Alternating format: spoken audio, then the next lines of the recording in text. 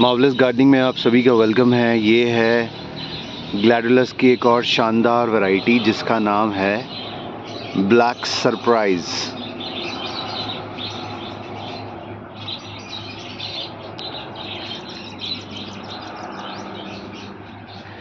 इसकी कलियों से मैंने शुरुआत करी थी वीडियो की, क्योंकि अगर आप गौर से देखें तो इसकी कलियां जो हैं वो ऑलमोस्ट ब्लैक जो है हमें वो शेड जो है वो देती हैं, और खिलने के बाद ये फूल बेहद खूबसूरत, बहुत ही ब्यूटीफुल, बहुत ही दिलकश नज़र आता है, क्योंकि ये ब्लेंड होता है मरून, बरगंडी, और इसका जो थ्रोट है, थ्रोट में आप देखेंगे तो एक बीच में से इसकी टांग में वाइट कलर की एक धारी निकलती है, जिसमें सफ़ेद के साथ थोड़ा सा पर्पलिश टोन भी है। मतलब अगर गौर से देखें तो इसमें कई सारे कलर्स मौजूद होते हैं।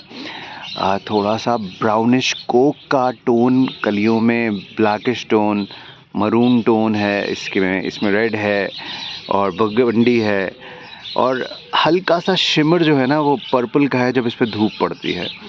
तो जेनेटिक्स बहुत कॉम्प्लेक्स है और बहुत खूबसूरत है। तो ग्लैडुलस की बेशुमार किस्में हैं, और दिन ब दिन नई किस्में जो हैं वो हम सबके सामने आती जा रही हैं। और ये है ब्लैक सरप्राइज़। डार्क कलर और ग्लैडुलस के लाइट कलर्स के जब आप शेड्स को एक साथ बोते हैं तो जो उसका जो जलवा होता है ना, उसकी जो खूबसूरती होती है वो अपने आप में बहुत प्यारी हो जाती है। क्योंकि जब हम शेड्स, किसी लाइट शेड के साथ डार्क शेड का कंट्रास्ट रखते हैं तो दोनों की खूबसूरती निखर के आती है। यानी कि एक दूसरे के लिए, एक दूसरे के ऑपोजिट का होना बहुत इम्पॉर्टेंट है। ये भी एक फ़िलॉसफिकल बात होती है। चलें आगे चलते हैं। और ग्लैडुलस यानी कि सॉर्ड लिली, सॉर्ड इसलिए भी बोला जाता है क्योंकि अगर आप देखें तो इसकी जो लीव्स हैं सॉर्ड की तरह होती हैं। और ये जो है ग्लैडुलस, बहुत सारे कलर्स मैंने आपको बताया उसमें मौजूद होता है। और बोने के बारे में अगर आप बोना चाहते हैं तो अगर हम नॉर्थ की बात बोलें तो सितंबर में हम इसको बो सकते हैं, अक्टूबर में हम बो सकते हैं। ज़मीन में तकरीबन 4 से 5 इंच कम से कम आप इसको बोइएगा अंदर, ताकि जब ये ज़मीन से फूटे तो मज़बूती के साथ खड़ा रहे। और अगर आपने इसको ज़्यादा ऊपर आपने रखा तो ये बहुत जब हवा का प्रेशर होगा तो, क्योंकि इसमें इसके फ्लावर के बंचेस में, स्टिक में काफ़ी वेट होता है, तो हवा चलेगी तो ये गिर जाएगा पौधा। या अगर आपको लगे ज़्यादा टिल्ट हो रही हैं तो फिर आप उसमें एक स्टिक लगा दें। तो ये ज़मीन का ध्यान रखना है। और वही वेल ड्रेन्ड सॉइल, लेकिन मॉइस्ट सॉइल रहे, हमेशा ड्राई ना रहे। और आपको इस बात का ख्याल रखना है कि अच्छे से खाना सबको पसंद है, न्यूट्रिशियस फूड सबको पसंद है, हम इंसानों को भी और हम पौधों को भी, इन पौधों को भी। और वो इसलिए क्योंकि जब जितना अच्छा आप न्यूट्रिशन देंगे उतना प्यारा इन्हांस होकर कलर जो है वो निकलेगा, निखर के आएगा। तो कलर डिपेंड करता है न्यूट्रिशन पर, कितने घंटे आप उसको धूप दे रहे हैं उस बात पे कलर डिपेंड करता है। और धूप बहुत ज़रूरी होती है ग्लैडुलस के लिए।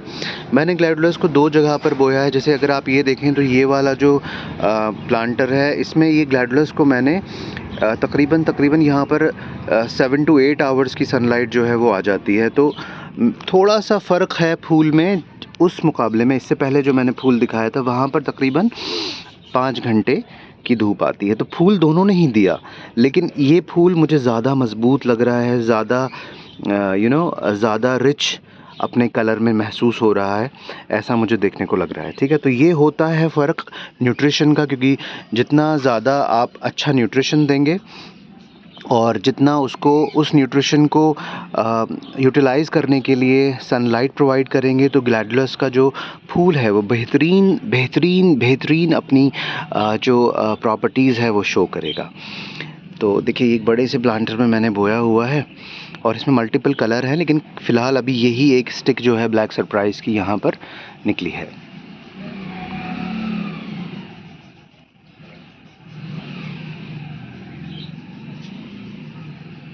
तो बात हो गई न्यूट्रिशन की, बात हो गई उसे कितनी गहराई में बोना है, बात हो गई पानी की भी, और बात हो गई सन की।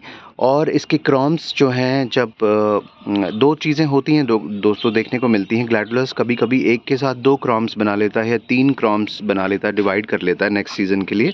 और कभी कभी वो बेबी क्रॉम्स बनाता है, बहुत छोटे छोटे क्रॉम्स, बहुत छोटे छोटे। तो अगर उसने बेबी क्रॉम्स बना लिए हैं तो फिर आपको उनको नेक्स्ट ईयर फिर से बोना है, और जब तक वो बड़े ना हो जाएं उनको आपको उन पे थोड़ी मेहनत करनी होगी, ठीक है। लेकिन अगर इसने खुद 2 या 3 ही क्रॉम्स बनाए हैं तो डेफिनेटली उनसे फ्लावर्स आ जाएंगे। और करना क्या है, जब ये फूल दे देगा, इसकी स्टिक जो है वो सूख जाएगी, और उसके बाद में फिर आप यहाँ से कट कर दीजिए इसको। जब तक ये बहुत गर्मी का सीज़न नहीं आएगा तब तक ये ज़िंदा रहेगा। और जब आपको लगने लगे कि अब ये गर्मी बर्दाश्त नहीं कर रहा है और ये आहिस्ता आहिस्ता सूखने लगा है, तो आप पानी देना बिल्कुल बंद कर दें। वो इसलिए कि ये तमाम अपनी नमी जो है अपने क्रॉम के अंदर सेव कर लेगा, और एक्स्ट्रा पानी अगर हम देंगे तो उससे क्या होगा, उससे फंगस के चांसेस रहेंगे। तो आप जो है उस वक्त इसको पानी ना दें। जितने भी बल्बस हैं प्लांट्स, उन सब के लिए ये जो है ये बहुत ज़रूरी चीज़ होती है। और जब आप पानी नहीं देंगे तो वो बहुत अच्छे से अपने आप को सारी एनर्जी होल्ड ऑन करेगा और उसको कोई भी इन्फेक्शन वहाँ पर नहीं लगेगा। और इससे क्या है, फिर जब वो पूरी तरह सूख जाए आप डिग आउट कीजिए, उसको अच्छे से साफ़ कीजिए, और उसके बाद 2-4 दिन घर में अंदर जहाँ मॉर्निंग की सनलाइट अगर आती है वहाँ पर एक आध दिन ऐसे हल्का सा रख लीजिए, वहाँ पर ड्राई करना पर्पज़ है। और उसके बाद फिर आप उसको सिंपल पेपर में लपेट के और किसी कूल एंड ड्राई प्लेस पे रख सकते हैं। आप रेफ्रिजरेटर में नीचे भी रख सकते हैं जहाँ पर सब्जियाँ रखी जाती हैं, बस ये ध्यान रखना है कि नमी ना रहे उसमें, ठीक है। तो इस तरह से जो आपका ग्लैडुलस का बल्ब है वो नेक्स्ट ईयर के लिए, नेक्स्ट सीज़न के लिए रेडी होगा। और नेक्स्ट सीज़न में जब भी आप उसको बोते हैं तो उसमें एंटी फंगल ज़रूर छिड़क दें, और स्टोरेज के दौरान भी आप एंटी फंगल छिड़क सकते हैं, क्योंकि आमतौर पर बरसात के सीज़न में फिर उनको फंगस कभी कभी लग जाती है। तो ग्लैडुलस को बोइए, बहुत खूबसूरत चीज़ है, और कट फ्लावर की ये कैटेगरी में भी आता है, क्योंकि इनकी खासियत ये होती है कि जब स्टिक में नीचे एक फ्लावर खिल जाए, अगर ये वाला फर्स्ट फ्लावर या सेकंड फ्लावर खिल जाए, तो ऊपर की तमाम जब तक कलियां नहीं खिलेंगी आप इसे कट फ्लावर के तौर पर अपने वास में जगह दे सकते हैं, और बहुत खूबसूरत ये आपके लिए रहेगा। अच्छी चॉइस है ग्लैडुलस। माउलस गार्डनिंग में आप सभी का वेलकम है। फूलों को लगाइए, क्योंकि ये फूल साइकाइट्रिक इफ़ेक्ट डालते हैं आपके ऊपर, पॉजिटिव साइकोलॉजिकल आपको स्ट्रॉन्ग करते हैं, क्योंकि ये हैप्पी हार्मोन बनाते हैं। नेचर के करीब रहना इंसान की ज़रूरत है, चॉइस नहीं, ज़रूरत है।